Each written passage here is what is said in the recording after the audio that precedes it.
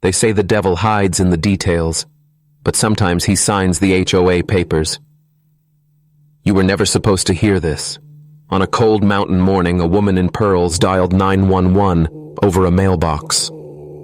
But what if I told you it wasn't about the mailbox at all? What if that call was just a symptom of a much older disease, of a control system disguised as community standards, of ancient power games now playing out on your driveway, of hierarchies so deeply embedded in modern neighborhoods that most men will die never realizing they were enslaved? Listen closely. That flashing red and blue was more than a police response. It was a ritual, a public assertion of authority. And Patricia Elmsworth, she wasn't just a petty neighbor. She was a priestess of that system. A small town queen enforcing unwritten laws passed down from deeper roots. Laws that whisper the same poison empires used to silence rebellion. But here's the part they didn't want you to hear. The HOA isn't a harmless organization. It's a psychological trap. A simulation of governance designed not to protect but to dominate. It rewards obedience, punishes uniqueness, and masks tyranny with paperwork. They weaponize language, standards, compliance, community aesthetics. But beneath those sterile terms is the oldest force known to man: domination. Patricia wasn't defending property values. She was protecting the invisible leash around every homeowner's neck. You think this is just a story about a woman misusing her power? No, this is the opening scar in a system far older than you realize. And the real question is, why was it so easy for her to think she had the right? Where does that permission come from?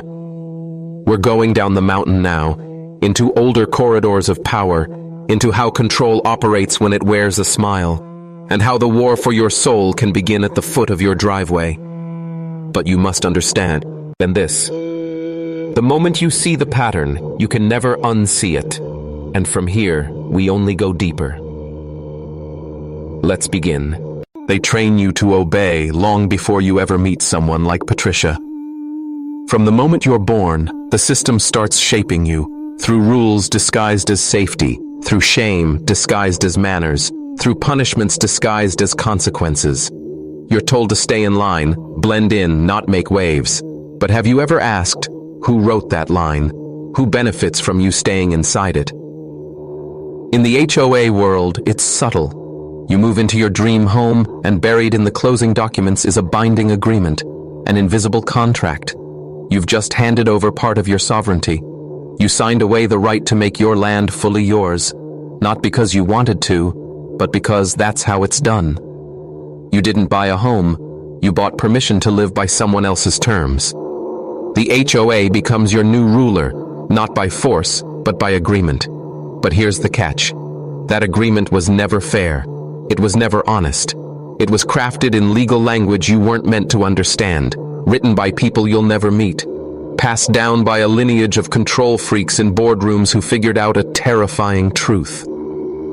If you can make a man agree to his own submission, he'll fight to defend it. That's why Patricia felt so powerful. She wasn't just interpreting the rules. She was the rules. She'd absorbed the authority granted to her by the system, and like every middle-tier tyrant before her, she fell in love with the feeling. She became the gatekeeper of the illusion, and illusions are dangerous when backed by belief. Because most people don't resist. They cave. They fold. They replace the wooden mailbox.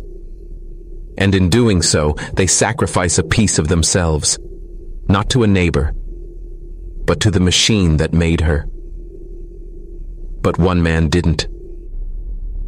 Jake didn't cave, and that's what shook Patricia to her core.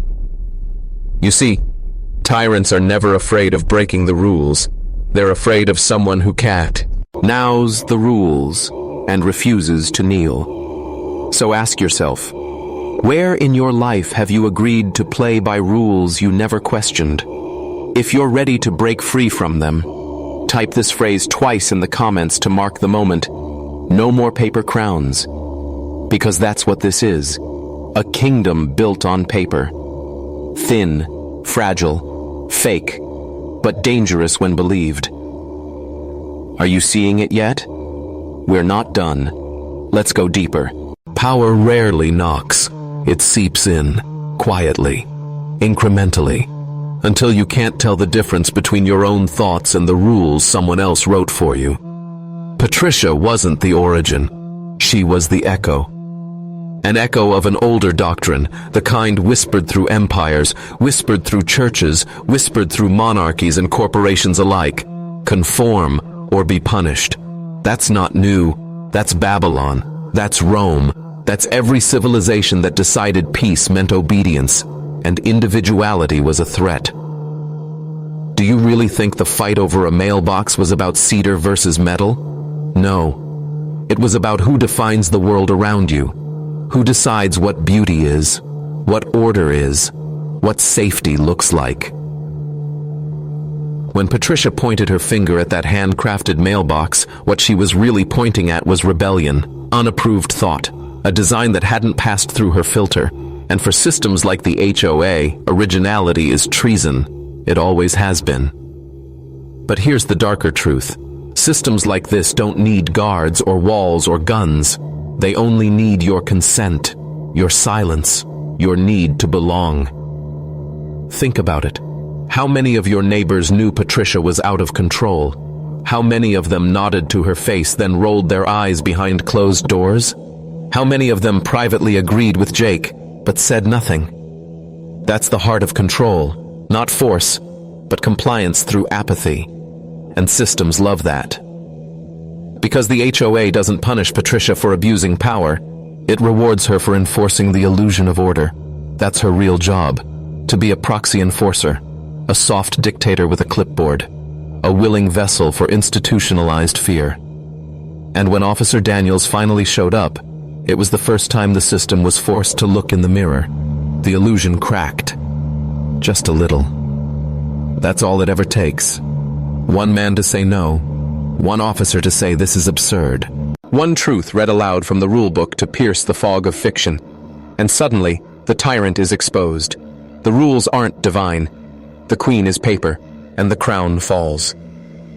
So now I ask you, what part of your life is still ruled by someone else's fiction? What silent Patricia is still dictating your decisions? We're not just talking about mailboxes anymore. We're talking about freedom, the kind they've been training you to forget. And now, we dig into the oldest root of all, the architecture of psychological control. Let's keep going. You're not out yet. Control doesn't need chains. It needs patterns. And the deepest patterns are psychological. Long before Patricia knocked on Jake's door, long before the clipboard or the notes or the citations, something had already been planted, not in her, in everyone else. A quiet, lifelong conditioning, a script. Obey the rules. Don't question authority. Keep the peace. Stay small. It starts early. In school, when they grade you not on wisdom, but compliance. At work, when you're measured not by impact, but by how well you fit. At home, in your neighborhood, when you're told that your own front lawn isn't yours unless it's trimmed the correct way. You begin to internalize it. You second-guess your instincts. You decorate your world not based on passion, but permission. And that's the trap. Control disguised as order. Shame disguised as responsibility. What Jake experienced wasn't just one woman's entitlement. It was the enforcement of a deep cultural myth. That peace is the absence of discomfort, even if that comfort comes at the cost of your soul. You want to know why Patricia snapped? Why she risked her reputation, her credibility, even a $500 fine just to tear down a mailbox?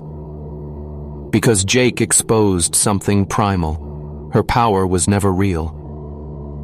It existed only as long as others believed in it. And Jake, by standing firm, by refusing to self-censor, shattered the illusion. This is why tyrants panic when questioned. Why institutions crumble when you simply ask, "Show me where it says that." Because all control systems rest on one brittle pillar, assumed authority. No army, no surveillance, no violence, just belief. But when belief dies, so does the system. And that's what scares them, not rebellion, awakening. The man who wakes up no longer plays by the rules. He reads the fine print. He sees the trap. He speaks the truth out loud. And suddenly, the spell breaks. You are me. It's meant to be ruled, not by a policy, not by a board, not by someone who thinks a title gives them dominion over your choices. You were meant to build, to protect, to create, not to kneel. So ask yourself, right now, where in your life have you mistaken control for safety? Because until you answer that, the prison door stays closed, but you're already rattling the lock. Let's keep going. This next layer, it's older than Patricia, older than the HOA. It's the design beneath the design, and it's time you saw it. There's a reason control systems all feel the same, whether it's an HOA, a corporate boardroom, or a global institution. Because they were all born from the same original blueprint.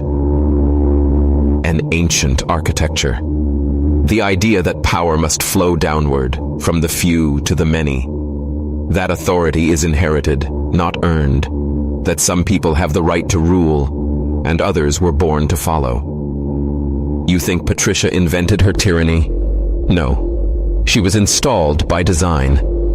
Chosen by the system because she fit the mold. Rigid, fearful, addicted to hierarchy. And the HOA, that's just a suburban monastery for the cult of control. You see, when kings lost their thrones, they became executives. When inquisitors dropped their robes, they became regulators. When the empire collapsed, it didn't die. It fractaled into paperwork, into zoning laws, into acceptable color palettes and mailbox dimensions. Control didn't disappear. It camouflaged. That's why it feels so familiar. That creeping pressure in your chest when you park the wrong way. The low-grade dread of getting a letter with an official seal. The helplessness of being told, that's just the rule, when your gut screams it's nonsense. These aren't coincidences. They're psychological triggers, refined over centuries. They've mapped your instincts. They know how to corral you with fear, guilt, and bureaucracy. You want to know why Jake's mailbox was such a threat? Because it was sovereign, hand-carved, personal, non-standard. It was untouchable by their grid of rules. And in a world engineered to erase uniqueness, that kind of independence is rebellion. But here's the darkest truth. Most people would rather punish the rebel than face their own obedience. That's why Patricia gathered signatures. That's why others stayed silent. Because when one man breaks free, everyone else has to face the mirror, and the mirror doesn't lift. This is the great unspoken terror of our time, that your freedom has been bartered away in 1,000 small transactions. And every HOA meeting, every board vote, every harmless policy is a brick in that invisible wall. But there's a fracture now, because you're seeing it. And the next step? It's not just to understand this system, it's to start breaking it. Brick by brick. Illusion by illusion. So now you know. This was never about a mailbox. It was about sovereignty. Not the political kind, but the internal kind. The kind they've spent centuries trying to erase from men like you. Men with fire in their chest and instinct in their blood. But the war didn't start at your front porch. It started long before. In ancient temples, where priests told farmers the gods demanded silence. In Roman courts, where law became theater and obedience became virtue. In modern subdivisions, where neighborhood codes wear the mask of civility, but speak the same ancient command, do not think for yourself. But now you've seen the wires. Now you know why every rule feels heavy, why every demand for compliance tastes like slow poison, because you were never meant to submit. You were meant to build, to defend, to defy. Jake Morrison didn't just keep his mailbox. He kept his identity. He looked tyranny in the eye, not the kind with tanks and armies, but the quieter kind. The kind that knocks on your door wearing a smile and carrying a clipboard. And when he stood his ground, the mask slipped. Patricia didn't just lose her argument. She lost her illusion of power. The system she used to control others turned on her because it was never real power, just borrowed threat, enforced by your silence. Now you're not silent anymore. This isn't just about HOA policies. This is about reclaiming the man inside you that remembers what freedom feels like. The one who doesn't need permission to build, to speak, to live. Because let's face it, they never had the authority. You just never revoked your consent. But that changes now. Right now, in this moment of awareness, you are stepping outside the lines. You are remembering. And if you've made it this far down the rabbit hole, if the fog has lifted even a little, I want you to comment, "No more paper crowns." Say it again. No more paper crowns. Because it's not just a phrase. It's a symbol. A crack in the system. A signal to every silent fighter who's still looking for proof they're not alone. You are not alone. And this is only the beginning. Now go back to your world, but this time see it differently. Not as a maze to survive, but as a kingdom waiting to be reclaimed. You're awake now. Act like it.